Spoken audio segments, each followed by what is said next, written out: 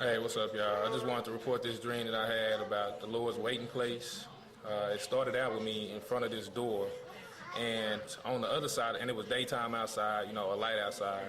And on the other side of the door, it was like an amusement park, or what I'm saying, and it had like roller coasters and all that kind of stuff. And I wanted to go back, what I'm saying, go through that, to get there, what I'm saying. But every time that I tried to go through this door or whatever, tried to go in, every time I ended up right back in the same exact place where I started, and right back in front of the door. So I was like, well, and I can, continuously try to do it, and I ended up back in the same place. So I was like, well, let me go ahead and stop that, because that's not going to work. I'm not going to be able to get to the other side. So then I turned around and went through, started walking, and I came to this store, and in the store it was like candy bars and checking, there's a checker in there, to swipe your items and all that different kind of stuff. And it was a lot of people. It was people in there, but I didn't see anybody familiar, and everything was foreign to me, and I felt kind of weird, in there. But and I was feeling like somebody might try and attack me, but that never came.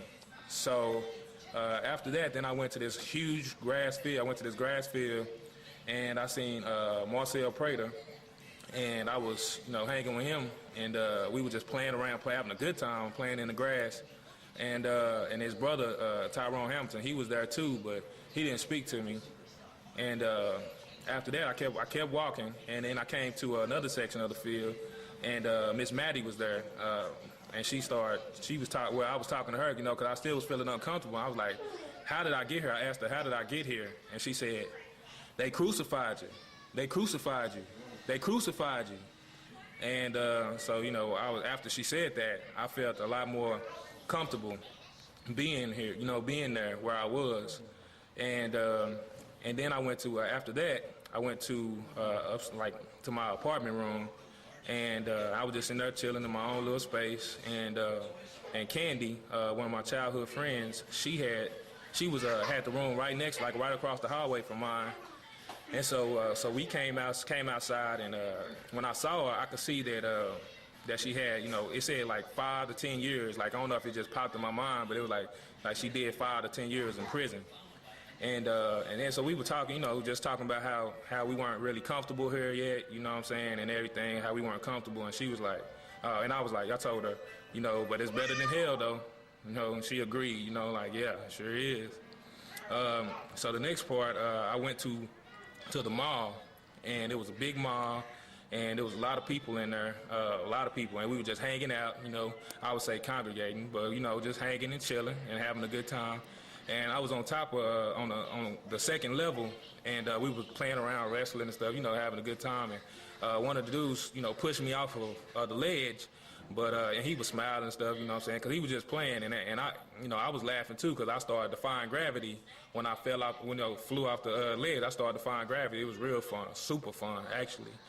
And after that, then I left out of there, and I went to I walked in front of this parking lot, and it was a whole lot of cars in there, whole lot of cars in the parking lot, and I saw this one Hispanic guy getting into his car, and it was just just stuff like a city or something. It was like a city.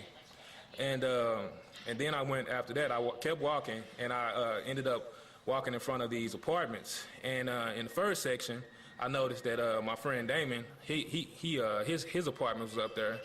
So I saw his apartment, and then I kept walking to this other section of the apartments, and I saw Bill Cosby, and I went in his apartment, and then I went to this one room, and he had like these this section, what I'm saying, like with VHS tapes, and he had a whole bunch of basketball tapes and different things like that he had recorded, and he also had this one mixtape, that one of the volumes, but I wanted to borrow it, so I got it, and asked him, could I borrow it? He was like, yeah. Yeah, you can borrow it. And so I was just talking to him and everything, and I told him that I knew he was a Christian. What I'm saying? I knew he was a Christian, what I'm saying?